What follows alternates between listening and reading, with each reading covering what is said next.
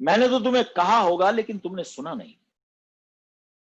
तो इसलिए दोस्तों, ये जो पतंजलि योग सूत्र मैं आपसे कह रहा हूं, ये शुद्धतम वैज्ञानिक है और ये तुम्हें ज्ञान की तरफ अग्रसर कर सकता है।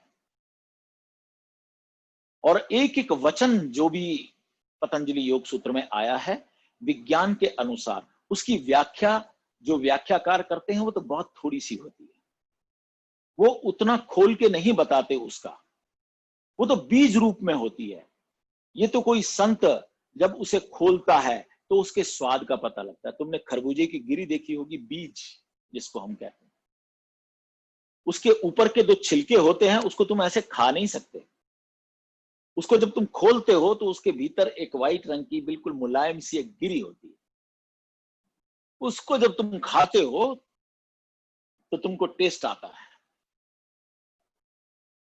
तो संत जब बोलता है तो उस ढंग से बोलता है कि तुम्हें सार तत्व समझ में आ जाए और असार असार को छोड़ दो। साधु ऐसा चाहिए जैसा सूप सुभाए, सार सार को गही रहे, थोता दे उड़ाए। तो वो जो उसके अंदर सार तत्व है, वो सार तत्व तुम्हें खोल के बता रहा हूं कि असल में पतंजलि क्या कहना चाहते हैं। जब उसका एक नियम पार कर जाता है, सपोज यम पर हमने चर्चा की, वो पार कर गया, नियम पर हमने चर्चा की, वो पार कर गया। उसके पार करने का मतलब समझते हो? मैं जिस रूप से तुम्हें देना चाहता हूं वो सिर्फ इतना है कि युधिष्ठिर को उसके गुरु ने पांचों पांडवों को एक पाठ याद करने के लिए दिया और कहा ये कल मुझे आके सुनाना। तो अगले दिन सबने कहा हमें याद हो गया, उन्होंने सुना दिया। युधिष्ठिर ने कहा गुरुजी मुझे याद नहीं हुआ। द्रोणाचार्य ने कहा चलो कोई बात नहीं है, और बताओ। अगले दिन फिर पूछा, हाँ कौन कौन याद करके आया? युधिष्ठिर ने कहा मुझे याद नहीं हुआ। 5 दिन बीत गए, युधिष्ठिर ने कहा मुझे याद नहीं हुआ। गुरु ने कहा एक 4 शब्द तुझे याद नहीं होते? तू कहता है कि मुझे याद नहीं हुआ, मुझे याद नहीं हुआ, इतनी ही तो बात है, सदा सत्य बोलना चाहिए। युधिष्ठिर कहता है अगर 4 शब्द की ही बात है तो 4 शब्द मैं बोलकर कह देता हूं, मुझे याद हो गए, सदा सत्य बोलो। लेकिन उसके भीतर जो उसका भाव है, जो सत्य बोलने का है, वो मैंने अभी शुरू नहीं किया है। ठीक ऐसे ही अगर तुम उसके एसेंस को नहीं पकड़ोगे, अगर तुम पूरा का पूरा पतंजलि शास्त्र क्या, तुम पूरे शास्त्री हो जाओ। मैं तुम्हें लिख के पूरी की पूरी एक चिट दे दूं, हाँ जी तुम शास्त्री हो गए। शास्त्री वो जिसने सारे शास्त्र पढ़ लिए, शास्त्री की उपाधि उसको मिल जाती है। लेकिन उसका यह मतलब नहीं होता कि उसने शास्त्र के एक पन्ने को भी कुछ समझा हो। तभी तो कबीर कहेगा पोथी पढ़ पढ़ जग मुआ, मर गया। पोथी पढ़ पढ़ जग मुआ, पंडित भया ना कोई। ज्ञानी नहीं हो सका कोई, भाव को नहीं समझ पाया। पंडित भया ना कोई, ढाई आखर प्रेम का, पढ़े सो पंडित होए। एक शब्द प्रेम, अगर इसे ही तुम समझ जाओ पूरे जीवन में, जिसके लिए जीसस ने कहा लव इज गॉड, सिर्फ एक ही शब्द तो है लव। उसी के लिए तो कबीर ने कहा ढाई आखर प्रेम का, पढ़े सो पंडित होए। पंडित माने बुद्धिमान, पुरानी भाषा है। आज की डेट के पंडित को पंडित मत समझ लेना। उस समय का पंडित बुद्धिमत्ता का प्रतीक था, विजडम का प्रतीक था, विवेकवान का प्रतीक था। पढ़े सो पंडित हुए, सो जो पढ़े। लेकिन कितने लोगों ने पढ़ा? शास्त्री बन गए, कंठस्थ कर लिया। किसी से पूछो गीता कंठस्थ हो गई, रामायण कंठस्थ हो गई, सब कुछ कर लिया। तुलसीदास जी की रामायण तकरीबन सबको याद है, कंठस्थ है, जितने भी शास्त्री बन के बैठे। लेकिन तुलसीदास की एक एक लाइन, एक चौपाई जिसमें वो लिखते हैं तुलसी इस संसार में 3 वस्तु हैं सार। सार मेन चीज 3, बाकी सब असार है। तुलसी इस संसार में 3 वस्तु हैं सार, सत्संग, हरि भजन और निष्दिन पर एक उपकार। यानी कि कोई सेवा भावना, किसी के लिए कुछ तुमने ऐसा किया जिससे उसे सुख मिला, शांति मिली, कुछ उसके लिए कुछ ऐसा किया, ऐसा निश दिन पर एक उपकार। चलो तीनों में से कोई काम कर लो। तीन वस्तु हैं सार, करना तीनों चाहिए, लेकिन अगर तीन में से कोई एक भी कर ले तो इतने बड़ा ग्रंथ पढ़ने की जो तुमने कंठस्थ किया उसका फायदा क्या होगा? फायदा तब होता है जब जो आपको सिखाया गया होता है, जब आप उसे करते हैं। तो दोस्तों, मेरे कहने का जो तात्पर्य है वो इतना है, मैं तुम्हें प्रत्याहार तक इतना सब कुछ दे चुका हूं, इतना सब कुछ दे चुका हूं, अब बारी तुम्हारी है, तुम्हें उसे अपनी जीवन शैली में उतारना है। वरना कुछ नहीं है, मैं दोबारा से फिर कोई दूसरा शास्त्र शुरू कर दूंगा, कुछ भी कर दूंगा, ऐसे शास्त्रों पर शास्त्र की व्याख्या करता जाऊंगा, तुमको सुनाता जाऊंगा, तुम एक स्टोरी की भांति उसको सुनते जाओगे, जैसे कोई पिक्चर दिखाता है, हाँ अमिताभ की ये पिक्चर देख ली, ये पिक्चर देख ली, वो पिक्चर देख ली, ये। लेकिन सचमुच में अगर कोई पिक्चर देख के आया है और समझा है तो है क्या पिक्चर में? जरा मुझे बताओ, पिक्चर में क्या होता है? एक हीरो होता है, एक हीरोइन होती है, एक विलन होता है। कोई सी पिक्चर उठा के देख लो, पति पत्नी और वो, बस दैट्स ऑल। स्टोरी है क्या? लेकिन अगर तुम किसी भी चीज को अगर इस तरह से पढ़ोगे तो फिर ये पोथियां बन जाती हैं, पोथन्ने बन जाते हैं, इनका कोई सार नहीं होता। ऐसा नहीं है कि रामायण में कुछ भी नहीं है, रामायण में बहुत कुछ है, लेकिन तुम चुनते क्या हो? तुम चुनते क्या हो? परमात्मा के प्यारा होने की कितनी प्यारी बात है कि कहते हैं कि निर्मल मन जन सो, परमात्मा कह रहे हैं, निर्मल मन जन सो मोहि पावा, मोहे कपट छल छिद्र न भावा। निर्मल मन, अपने मन को निर्मल बनाओ। पतंजलि योग सूत्र में तो इतना सारा शौच, अपने तन और मन को शुद्ध करने के लिए, अपेक्षा, काम, क्रोध, लोभ, ये और कितनी सारी बातें, वो कहते हैं किसी भी साधन से निर्मल करो, अपने मन को निर्मल करो, अपने हृदय को निर्मल करो। क्यों? क्योंकि निर्मल मन जन सो मोहि पावा, मुझे पाने का एक ही रास्ता है, निर्मल जन मन सो मोहि पावा, मोहे कपट छल छिद्र न भावा। मुझे ये सब अच्छा नहीं लगता। और जिसकी तरफ तुम चले हो, जिसे पाने के लिए चले हो, उसको तो देखना पड़ेगा ना, उसको क्या अच्छा लगता है। तो कौन क्या लेता है उसके अंदर से, क्या उसमें से देखता है, तब बात बनती है। नहीं तो जिनको समझ नहीं आता वो उसकी व्याख्या कैसे करते हैं वो भी सुन लो, वो भी तुम्हें कई बार बोल के बताई है। एक बिहारी बाबू था, उससे पूछा कि भाई रामायण पढ़नी चाहिए, रोज शास्त्र है, अच्छा लगता है, परमात्मा की कृपा होती है। बोले क्या पढ़े इस रामायण का? यही क्या है इसमें रामायण में? एक तो राम, एक तो रामन्ना, एक तो राम, एक तो रामन्ना, बाने बाकी नारी हरी और वाने बाको राजन्ना, बाने बाकी नारी हरी और वाने बाको राजन्ना, और तुलसी रच दिया पोथन्ना। पोथन्ना, पोथी। तो जिसको नहीं समझ आती और उसने पढ़ लिया और उसे ऊपर ऊपर से देख लिया और उसका सार समझ में नहीं आया, तो उसके लिए वो पोथन्ना है। और उसी के लिए ही कबीर ने वो वचन यूज किया, पोथी पढ़ पढ़ जग मुआ, पंडित भया न कोय, ढाई आखर प्रेम का, पढ़े सो पंडित होए। ये खाली ढाई आखर प्रेम की बात नहीं है दोस्तों। किसी भी शास्त्र को जब आप पढ़ रहे हैं तो एक बार पढ़ लिया, बात खत्म हो गई, उसका सेंस समझ में आ जाना चाहिए तुम्हारे को। तो पतंजलि हमें शरीर से परमात्मा तक का विज्ञान दे रहे हैं, प्रकृति से परमात्मा तक का विज्ञान दे रहे हैं कि कोई व्यक्ति किस तरह से यम नियम आसन प्राणायाम प्रत्याहार धारणा ध्यान समाधि, अंतिम है समाधि, परम समाधान है, वहां तक व्यक्ति को पहुंचना है। और वहां तक जो पहुंच जाता है उसे पहुंचने के लिए, समझने के लिए कुछ बाकी नहीं बचता। और उसके सारे जितने रास्ते हो सकते हैं उन रास्तों की बातें होती हैं। अभी हम प्रत्याहार तक पहुंचे हैं, भीतर तक पहुंचे हैं, कितनी मुश्किल से अपनी इंद्रियों को मोड़कर समझाकर बात को विवेक से, अभ्यास से, ज्ञान की तलवार से, वैराग्य से, सब चीजों से समझकर चिंतन करके हम भीतर पहुंचे हैं। और अब आगे के जो अंग हैं वो बहुत ऊंचाई के हैं, और ऊंचाई जितनी बढ़ती है उतना खतरा तुम्हारे लुढ़कने का होता है नीचे, ये भी याद रखना। जितनी ऊंचाई होती है वहां से गिरने का खतरा बहुत होता है दोस्तों। तो देख लो, आप खुद समझदार हो, समझो, एक एक तरीके से समझ लो। एक फट्टी है 100 फीट लंबी है और 1 फुट चौड़ी है। 100 फीट लंबी है, 1 फुट चौड़ी है, और उसे मैं जमीन पर रखता हूं और कहता हूं कि इस पे चल के बताओ।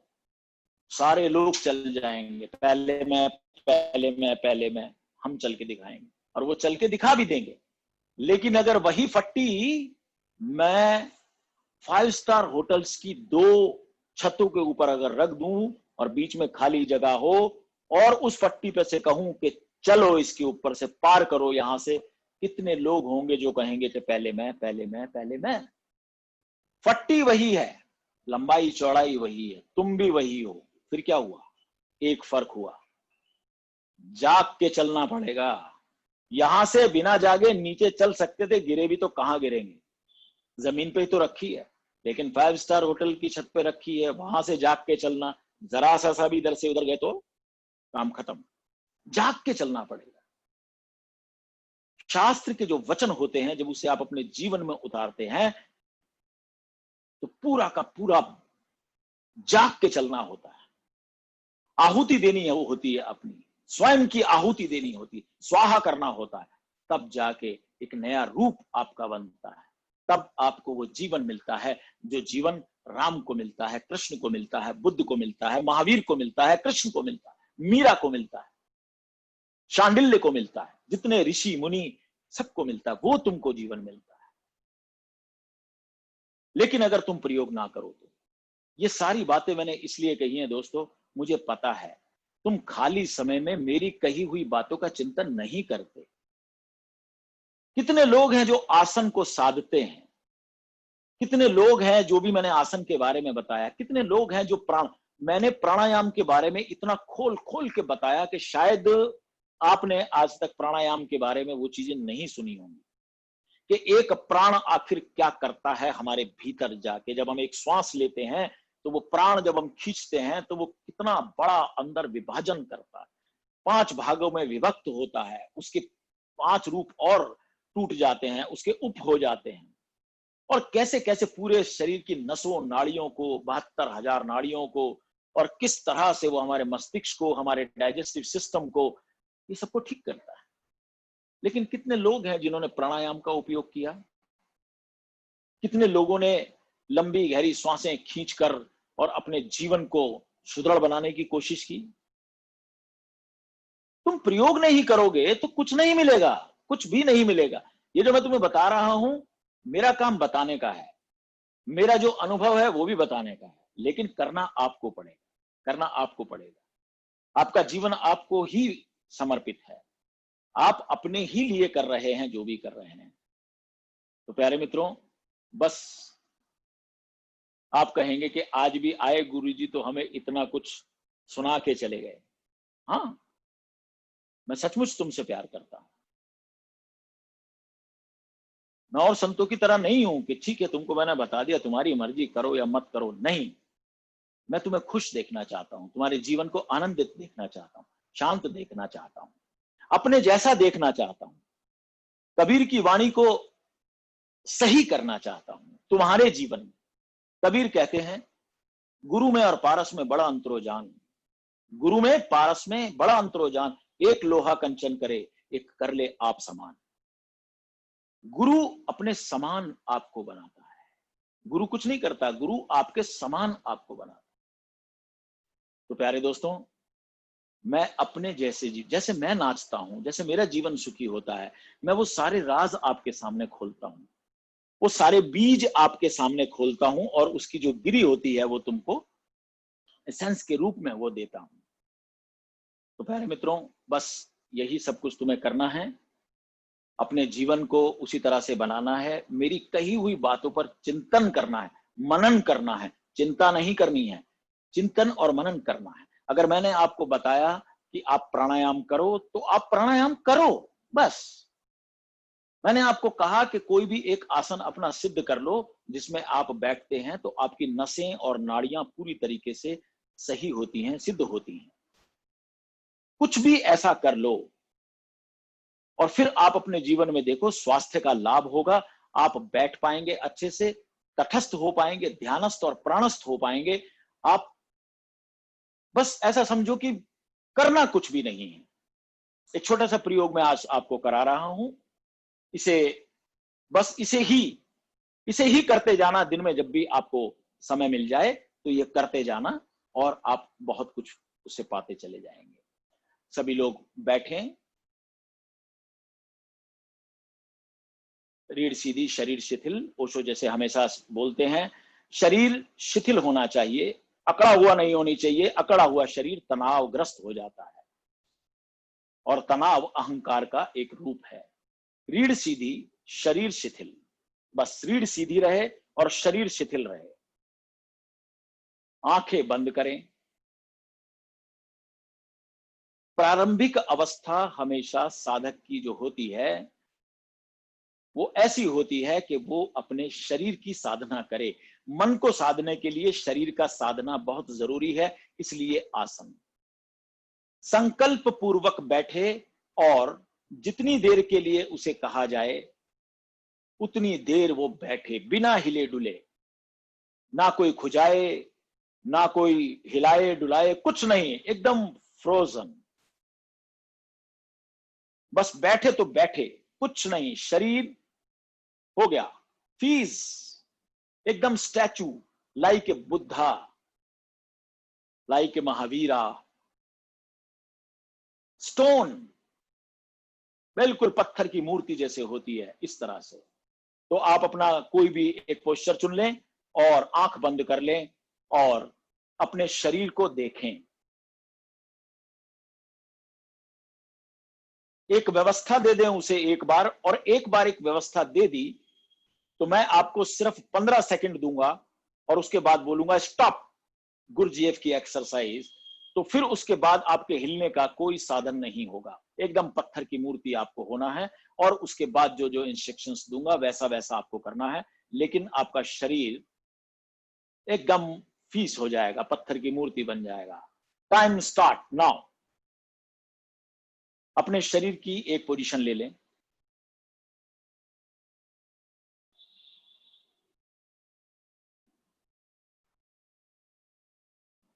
स्टॉप।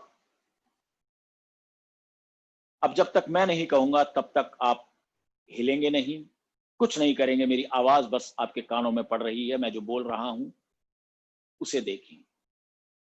भीतर से देखें, आपके शरीर का कोई भी अंग हिलना नहीं चाहिए।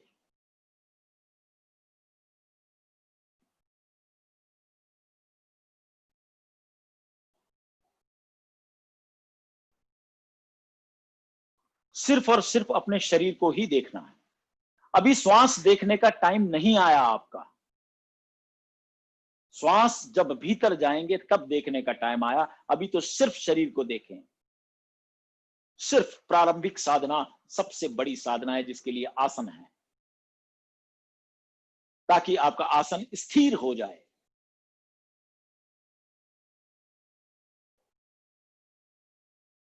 और शरीर को ही देखते रहें।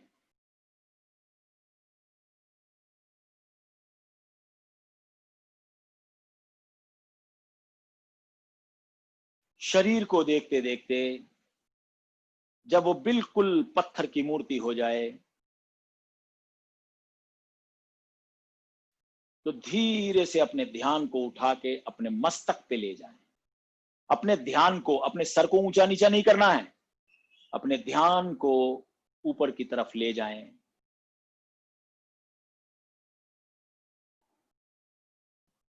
शरीर को पूरा नीचे से देखकर कि अब वो हिलेगा नहीं, धीरे धीरे धीरे धीरे ऊपर आते हुए, और अपने ध्यान को अपने सर के सबसे ऊपरी हिस्से पर, टॉप ऑफ द हेड। तुम्हारी आंखें अपने आप ऊपर की तरफ उठ जाएंगी। ना आंखों को जोर देना है, ना कुछ करना है, सिर्फ शरीर को देखते देखते सिर्फ ऊपर की तरफ आ जाना है और सर के सबसे ऊपरी हिस्से पर विराजमान रहना है, बस।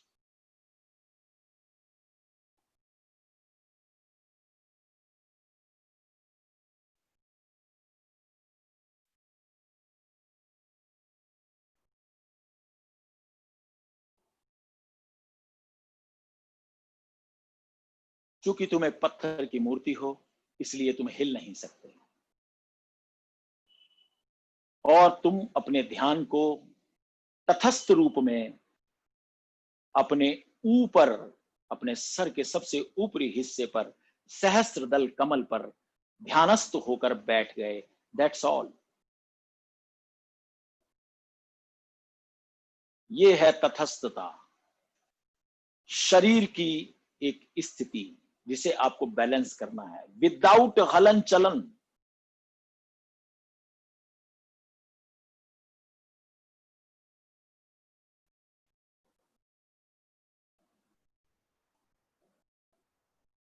ये अवस्था कितनी भी देर तक हो सकती है। अगर ये ही सद गई तो मैं आपसे कहता हूं आपका मन भी सदने लगेगा, क्योंकि शरीर और मन जुड़े हुए हैं। शरीर की स्थिरता मन की स्थिरता बन जाती है, शरीर की चंचलता मन की चंचलता में परिणित हो जाती है। ये सब जुड़ा है, लेकिन साधना बाहर से शुरू होती है। इसलिए प्राणायाम से पहले भी आसन आया है।